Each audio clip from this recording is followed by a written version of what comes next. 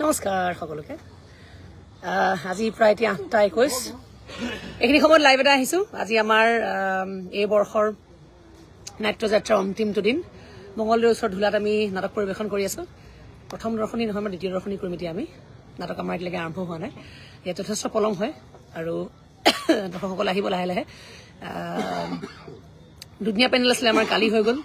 মইনা কৌশলে আছনে সেইখন বিদায় দিলো আজি আমাৰ মেডাম মেনকাই দি আমি আজি সামৰিম আমাৰ নাট্যযাত্ৰা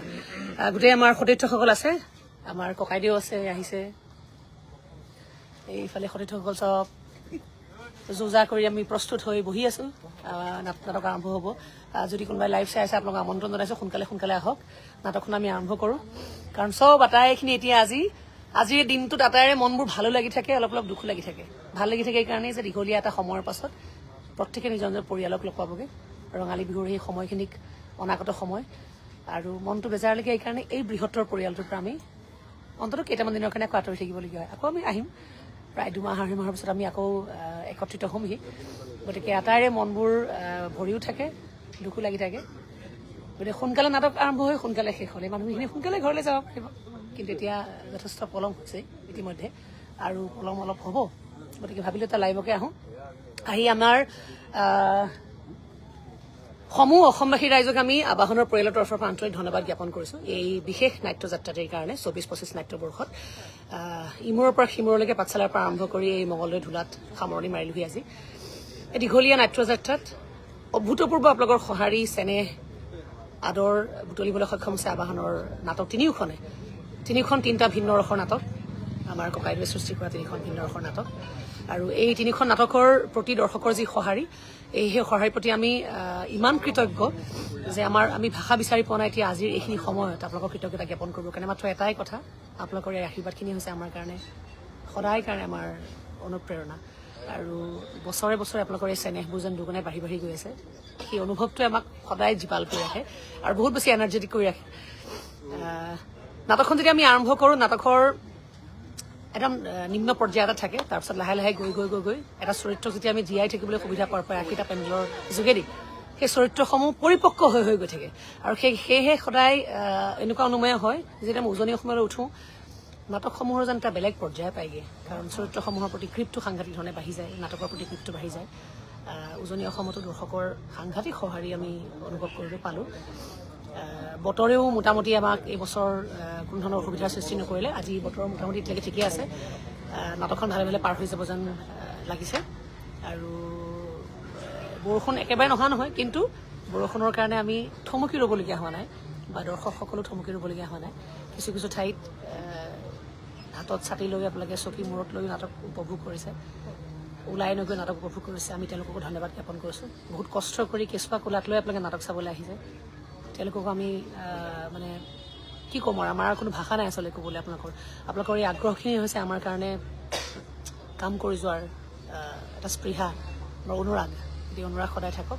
বাকী মই লাহেকৈ অকণমান বাকী মানুহখিনিকলৈও নিওঁ নহয় আজি অনুভৱটো কেনেকুৱা আটাইৰে আজিৰ দিনটোত সেইফালে দেখাম মই অকল মোৰ মুখখন দেখাই লৈছোঁ আগতে কিবা মোৰ মুখখন চাবলৈ ৰৈ আছে এতিয়া মই লাহেকৈ কেমেৰাটো ৰোটেট কৰি দিওঁ কোনফালে আছিলোঁ ৰোটেট কৰাটো পালোঁ এয়া আমাৰ ককাইদেৱে কিবা ক'বনে আজি শেষ হ'ল আৰু আৱন্তিতৰ এটা যাত্ৰা গতিকে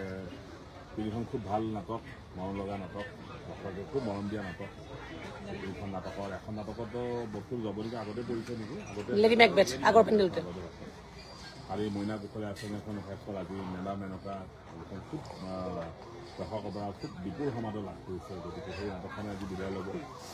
আৰু লগতে আমাৰ শিল্পীসকলেও এটা দীঘলীয়া যাত্ৰা সামৰি কিছুদিনৰ বাবে ধৰ্মীয় হ'ব বিহু উদযাপন কৰিব গতিকে এইটো এটা খুব আচৰিত ধৰণৰ মুহূৰ্ত আছে ক'ব গ'লে এইটো খুব আনন্দৰ মুহূৰ্ত নে খুব দুখৰ মুহূৰ্ত খুব ক'ব নোৱাৰি দুটাই মিশ্ৰিত হৈ থাকে আচলতে আৰু তাতে আকৌ ৰঙালী বিহু আহিছে গতিকে ৰঙালী বিহুৰ উপলক্ষসমূহ ৰাইজলৈ সমূহ অসমবাসী ৰাইজলৈ আবাহন থিয়েটাৰৰ পৰিয়ালবৰ্গৰ তৰফৰ পৰা আমি সকলোৱে অলপ জনাইছোঁ আৰু অহা ২-৩ মাহ পিছত আকৌ আমি নতুন খবৰ লৈ আবাহন থিয়েটাৰ আহি আছে আজি অকণমান আগতে আমাক কৈছিলে লাটু আৰু নৱ সঞ্জীৱও বোধহয় একমত হ'ব বোলে বিহুৰ বন্ধখিনি পাৰ হৈ পেলাই আমি আকৌ ৰিহাৰ্চেল আৰম্ভ কৰি দিওঁ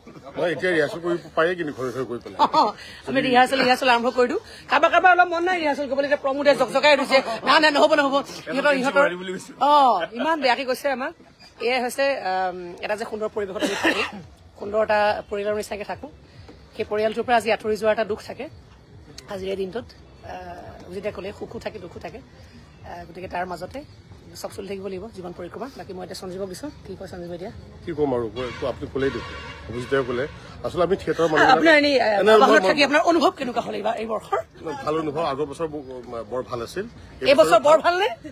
এইবাৰো বৰ ভাল আৰু বৰ কষ্ট কিন্তু আচৰিত কথাটো কি হয় আচলতে থিয়েটাৰ মানুহবিলাকে আমি সদায় মানুহৰ মাজতে থাকো আমি সদায় ফেষ্টিভেলতে থাকো অথচ আমি একো ফেষ্টিভেল নাপাওঁ চাবলৈ হয়নে কম কথা নে এইটো বৰ ডাঙৰ কথা এটা ফেষ্টিভেল আমি ভালকে পাওঁ সেই ৰঙালী বিহু পূজা নাপাওঁ মাঘৰ বিহু নাপাওঁ আমি মোটামুটি একোৱে নাপাওঁ ৰাস চলি থাকে আমি ৰাস নাপাওঁ লক্ষী পূজা নাপাওঁ চব গুচি যোৱাৰ পিছত আমি কালী পূজা নাপাওঁ একো নাপাওঁ আমি নাটকৰ মাজত থাকো দৰ্শকৰ মাজত থাকো আচলতে দৰ্শক যেতিয়া আহে আমাৰ ওচৰলৈ সেয়াই আমাৰ কাৰণে উৎসৱ বাকী আৰু অহাবাৰ আমাৰ নাটকবিলাকতো ৰাইজে গম পাইছে অহা বৰ্ষৰ নাটকখন আমাৰ এতিয়ালৈকে চাগে ৰাইজে গম পোৱা নাই কৈ দিয়ক আমি নাই ছাৰপ্ৰাইজ আহি আছে দুখনৰ নাম দিলো অহংকাৰ আৰু আমাৰ জেফ্ৰি পিছফালে মীনাক্ষীৰ সংগীত সন্ধিয়া আৰু কালি মইনাখন শেষ কৰিলো আজি এতিয়া মেডাম মেডাম শেষ কৰিম আজি ইমান বেয়া লগা নাই এই লেডি মেকবেথ শেষ কৰোঁতে কিন্তু মোৰ বৰ দুখ লাগিছিলে কেলে নাজানো টান এখন সাংঘাতিক টান নাটক এবাৰ কৰিলো বহুত ঠাইত মানুহে বহুত জেগাত আমাক ক'লেও যে আপোনালোকে কি নাটক কৰিছে বুজি পোৱা নাই আমি তেনেকুৱাও বহুত দৰ্শকৰ আমি ৰিয়েকশ্যন পাইছো বহুত ঠাইত একো এনেকুৱাও দৰ্শকে কৈছে যে আপোনালোকে কিন্তু এনেকুৱা নাটক নেৰিব দেই এইবোৰ নাটক যথেষ্ট লাগে আমাক ভ্ৰাম্যমানৰ মঞ্চত শিক্ষাৰ এটা প্ৰয়াস হয় টান শেক্সপিয়াৰ নাটকটো কৰাটো বৰ সহজ নহয় তাতে ভ্ৰাম্যমানৰ মঞ্চত বিভিন্ন ৰুচিৰ দৰ্শক আহে ইয়াতে কিন্তু এই চৰিত্ৰটো মই নিজে বিশেষকৈ কিন্তু কৰি নাজানো আৰম্ভণিৰ সময়ত খুব আমাৰ কাৰণে দাঁত ভঙা চৰিত্ৰ কিছুমান আছিলে সঞ্জীৱেতো সেইদিনাখনো লাষ্ট ডে কৈছে গ্ৰীপলৈ আহিছিলে নাটকখন শেষেই হ'ব হ'ল দেখোন তাৰমানে আমাৰ লাহে লাহে আৰ্টিষ্টবোৰৰ গ্ৰীপলৈ আহোঁতেই নাট্যযাত্ৰাৰ সমাপ্তি ঘটিলে গতিকে ইমান টান এখন নাটক এই বৰ্ষত আপোনালোকৰ ওচৰলৈ লৈ অহাৰ সময়ত যদি আমি ক'ৰবাত উজুতি খাইছোঁ আমাক আপোনালোকৰ নিজৰে বুলি আঙুলিয়াই দিব আৰু আঙুলিয়াই দিছেও আচলতে আপোনালোকে কিন্তু খুব মোৰ বিশেষ এটা খুব ভাল লগা অভিজ্ঞতা শেষৰ দৃশ্যটো যেতিয়া সেইদিনাখন কৰিছোঁ গম নাপায় কিন্তু চকু পানী ওলাইছে নাজানো কেলে আৰু কোনো ধৰণৰ ইম'চনেল চিনো নহয় সেইটো বহুত বেছি ইম'চনেল চিন নহয় তথাপিতো কিবা এটা মোৰ দুখ লাগিছিলে কেৰেক্টাৰটো কৰি থাকিলে কিবা এটা নিজৰ খুব এটা অনুশীলন হৈছিলে বাকী এতিয়া মই চেক্সি বস্কিৰ ওচৰলৈ আহিছোঁ বক্সিয়ে কি ক'ব এতিয়া খুব ভাল অনুভৱ কাৰণ এইটো কাৰণে কওঁ আজি দিনটো একচুৱেলি আনন্দৰ দিন বুলিয়ে ক'ম এইটো কাৰণে কওঁ খুব সুন্দৰকৈ আমি এটা পৰিয়াল খুব ধুনীয়াকৈ নিয়াৰিকৈ আজি দিনটোলৈ আমি ৰৈ থাকোঁ খুব সুন্দৰকৈ পাৰ কৰিছোঁ আজি দিনটো আৰু দুখৰ এইটোৰ কাৰণে এটা পৰিয়াল আজি আমি সকলোৱে ঘৰা ঘৰি যাম বহুত দিনৰ মূৰত সেইটো কাৰণে দুখ লাগে গোটেই পৰিয়ালটো আমি নিজৰ ঘৰলৈ গুচি যাম নিজৰ কাম এৰি নিজৰ আজি এই একদম সন্ধিয়াটো এৰিকে সেইটো কাৰণে খুব দুখৰ হয় বাকী আমাৰ থকা মাদকতাটো বেলেগ খুব সুন্দৰ 3খন নাটক কৰিছোঁ আমি 3খন নাটকে খুব সুন্দৰ আছিলে চবতকৈ স্পেচিয়েলি মই কৰি ভাল লগা নাটকখন হ'ল লেডি মেকবেথ যিটো সময়ত খুব গালি খাইছিলোঁ ৰেডি আছোঁ বিশেষকৈ সঞ্জীৱ দা মোৰ চিন এটা পাৰ্টিকুলাৰ আমি দুটাই চিনটো কৰি উঠে খুব হেৰি কৰোঁ খুব ধুনীয়া চিন আছিল আৰু কৰি দুটা খুব এনজয় কৰিছোঁ খুব ভাল লাগে সদায় চিনটো কৰাৰ পাছত লেডি মেকবেথ কিন্তু সঁচাকৈ মোৰ অনুশীলন হৈছে দেই আটাইখিনি আৰ্টিষ্টৰে সঞ্জীৱ দাই সদায় কয় ভাল হৈছে আজি এই টেম্পোতে বৰ ধুনীয়া লাগিছে কৰি সেইটোৱে আমাৰ আৰু সচৰাচৰ আমি নাটকখন কৰি পেলাই সদায় এতিয়া থিয়েটাৰ তেনেকুৱা হয় নাটকখন কৰি পেলাই আমি ইজনে সিজনক আজি ভাল হৈছে সেই কথাটো সচৰাচৰ কোৱা নাযায় কিন্তু লেডি মেকবেথ কৰি পেলাই সঞ্জীৱে মই ডিছকাশ্যন কৰোঁ যেতিয়া এটা চিন কৰি আজি বেলেগ হৈছে তাতকৈ ডাঙৰ কথা হ'ল দাদাই অভিজিত দাই যিটো ষ্টাইলত লিখি তেওঁ জানে কোনে কি এনেকুৱা কি ষ্টাইলত কৰিব পাৰে সেই হিচাপত লিখি লয় নাটকখন আটাইখন খুব সুন্দৰ নাটক আৰু দাদাক আমাৰ ফালৰ পৰা ধন্যবাদ এনেকুৱা নাটক দিয়াৰ কাৰণে আৰু ভৱিষ্যতেও যাতে এনেকুৱা ধৰণৰ নাটক দিয়ক ৰাইজক ধুনীয়াকৈ আমি উপহাৰ দিব পাৰোঁ তেওঁ উপহাৰ দিয়ক তেওঁ দিবলগীয়া বহুত আছে অসমৰ ৰাইজক আমিও কৰিবলগীয়া বহুত আছে সেইকাৰণে তেওঁৰ পৰা আমি সদায় চিৰঋণী হৈ থাকিম অসমৰ ৰাইজৰ ওচৰত আমি সদায় চিৰঋণী হৈ থাকিম আপোনালোকে আমাক মৰম দি থাকিব যিমান পাৰোঁ আমাৰ ফালৰ পৰা বেষ্টটো দিব চেষ্টা কৰিম ধন্যবাদ আমি কিন্তু মিছ কৰিম আমাৰ হেৰিয়াক মিছ কৰিম হিৰণময় হিৰণময় ক'ত আছে হিৰণময় এটা নাম হ'ল পাপিনা হিৰণময় এনেকুৱা এজন অভিনেতা যিয়ে মইনা কৌশলী আঁচনিৰ যিটো কেৰেক্টাৰ কৰি আছিলে সি ৰিহাৰ্চেলৰ আমাৰ শ্ব' চলি থকাৰ মাজৰ পৰা কেৰেক্টাৰটো টোটেলি চেঞ্জ কৰি সি বেলেগ কৰি পেলালে আৰু সেইটো ৰাইজে খুব ভাল পাইছে অভিজিতে দেখা নাই সেই চাব সেই নাটকবোৰত আমিও বহুত সলনি কৰিছো কেতিয়াবা মাজে মাজে নাটকখন কৰি দিওঁ অভিজিতে যিখিনি দেখে আমাক কম গালি পাৰিবনে কিমান কিছু জেগাত আমি সাল সলনি কৰা হৈছে চৰিত্ৰটো কৰোঁতে মই অঞ্জুবাৰ থ্ৰুদি সুধিব দিছিলোঁ কাৰণ মোক সুধিবলৈ ভয় লাগিছিল কি ভাবি আছে কিবা কয় দে বাইদেউ তাতে অভিজিত আহিলে আৰু বেছি ভয় লাগে মই 4-5মান সুধোৱেই মানে সঞ্জীৱ দাক বোলে অভিজিতে কিবা ক'ব নেকি বায়ে কিবা ক'ব নেকি জানক চৰিত্ৰ তিনিটা কৰি খুব ভাল লাগিল আৰু বহুত বহুত ধন্যবাদ আবাহন থিয়েটাৰক আৰু আচলতে এইটো থিয়েটাৰৰ এটা ডাঙৰ মাদকতা দেই যে এটা চৰিত্ৰক যে আমি অকমান আগতে ক'লো যে আমি যে 80বাৰ প্লে কৰিবলৈ সুবিধা পাওঁ ছেকেণ্ড শ্ব' হ'লতো আৰু বেছি সুবিধা পাওঁ চৰিত্ৰটো অভিনয় কৰিবলৈ গতিকে সেই চৰিত্ৰটোক লৈ বহুত বেছি এক্সপেৰিমেণ্টেশ্যন আমি কৰিব পাৰোঁ সেইটো এগৰাকী শিল্পীৰ কাৰণে বৰ ডাঙৰ এটা অনুশীলন হয় এটা ডাঙৰ এটা শিক্ষাৰ প্ৰয়াস হয় আচলতে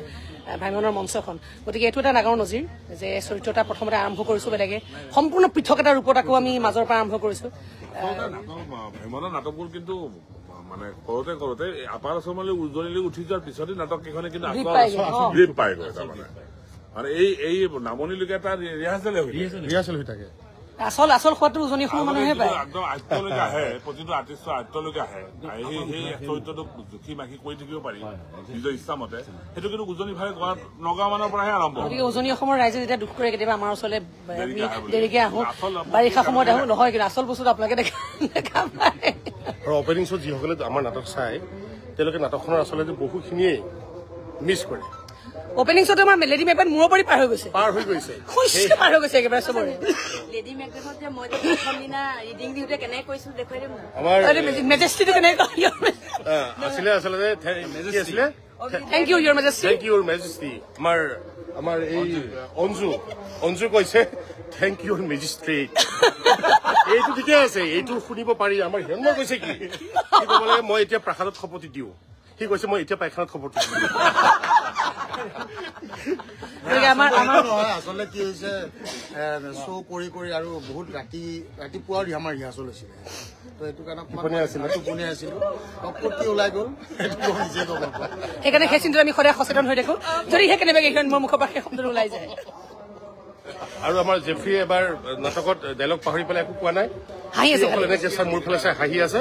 মই এতিয়া ক'ৰ পৰা ধৰিম কি কৰিম একো পাত্তা পোৱা নাই শেষত কিবাকেহে মনত পৰিছে মোৰ ডাইলগ ইয়াৰটো কামেই সদায় গালি খায় চিৰিয়াছ হৈ থাকে জেফি বক্সি ষ্টেজত আটাইতকৈ যদি আমাৰ গোটেইকেইটা প্লেয়াৰৰ ভিতৰত যদি চিৰিয়াছ হৈ থাকে জেফিদা কেতিয়াও নাহে একদম কোনো বুজি নকৰে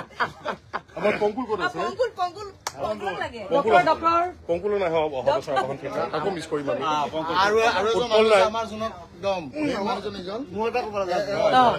ক'বলগীয়া আছে পুলক কুমাৰ যদি মুহূৰ্তত চাইলেণ্ট হৈ যায় মিউজিক বাইদেউ পুৰা কান্দি মইনা তই উভতিয়া চাইলেণ্ট হৈ গ'ল মিউজিক পিছফালৰ এটা মিউজিক আহে এই বাদাম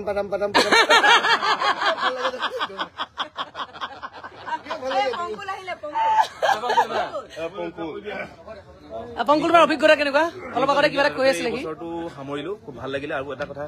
মানে থিয়েটাৰত মোৰ হ'ল বাৰু কেইবা বছৰো কিন্তু আচলতে এইবাৰ মানে একদম নিশ্চিন্ত মানে চকু মুদি ধুনীয়াকে ঘৰলৈ যাব পাৰিছো কাৰণে এইবাৰ এই বছৰটো খুব ভাল লাগিলে আগতে চকু মুদি যায় আগতে মানে কেতিয়াবা টোপনি নাহে আগতে এইবাৰ টোপনিটো আচলতে ধুনীয়াকে গৈছো আৰু এইকেইদিন হওক দে এয়া নটৰাজৰ কৃপা নহয় ভালে থাকক সকলো আমি আগন্তুক বৰ্ষত এনেকুৱা মিছ কৰিম উৎপল ক'ত গ'ল ই সদায় পলাই থাকে আজিও বগিছো মই উৎপল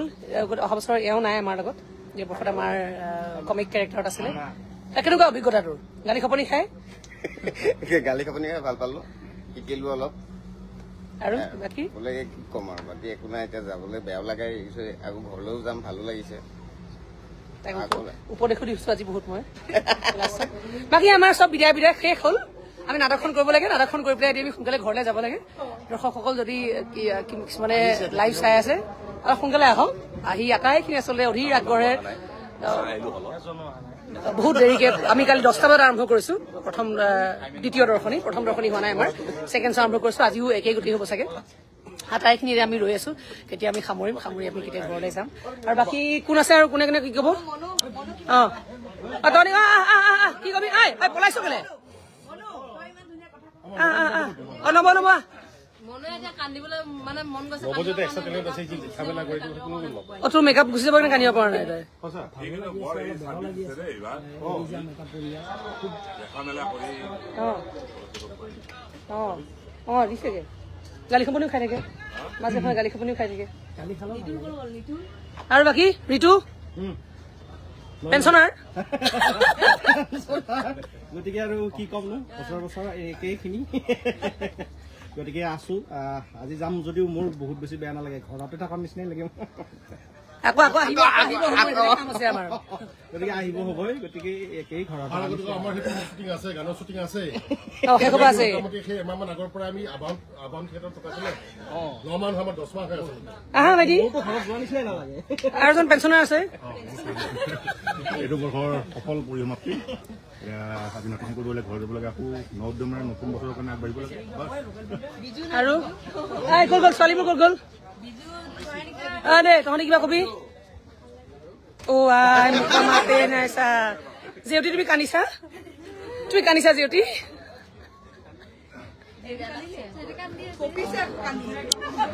আমি তাইৰ নাম কপনিয়ে বহুত দিনৰ পৰা তাই দুখ লাগি আছে আটাই দুখ লাগি আচলতে আৰু কাটা চলিয়ে আছে তাইও বহুত বছৰ হ'ল বাহনত বাকী এই অলপ পিছত নাটকখন আছেতো গতিকে মেকআপ চেকআপ বেয়া বুলি বেছি কানা নাই আছিলে নাটকখন শেষ কৰি উঠি কিন্তু আৰম্ভ হ'ব তই কিবা কবি পিছে ঘূৰি ফুৰিছ কিবা কবি না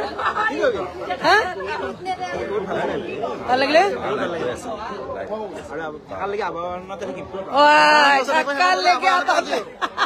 ভাল কথা কিন্তু দেই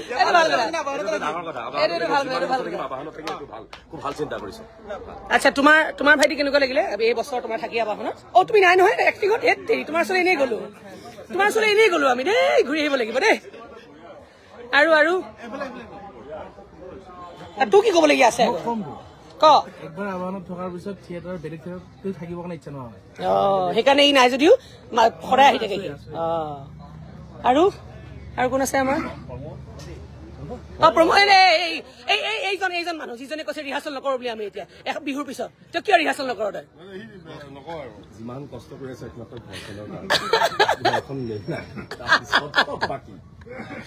গতিকে আমি 2 মাহৰ পিছত আকৌ ৰিহাৰ্চেল আহিছো বাকী আমাৰ কোন আছে এইফালে আমাৰ চলি আছে কাম কাজ বাকী আমি এতিয়া দীঘলীয়া সময় গ'ল পুনৰবাৰ আটাইটিলৈকে আমি ৰঙালী বিহুৰ আন্তৰিক আমি ওলগ জনাইছো সেৱা জনাইছো আটাইটিলৈকে আটাইৰে কাৰণেই আমাৰ সুন্দৰ বাপুদিশাখন ৰঙালী বিহুটি ভালে ভালে পাৰ হৈ যাওক ঢেৰ মানুহে চাই আছে আৰু যিসকলে কমেণ্ট কৰি আছে আমি পিছত কমেণ্টবোৰ চাই আপোনালোকক ৰিপ্লাই দিবলৈ চেষ্টা কৰিম পুনৰবাৰ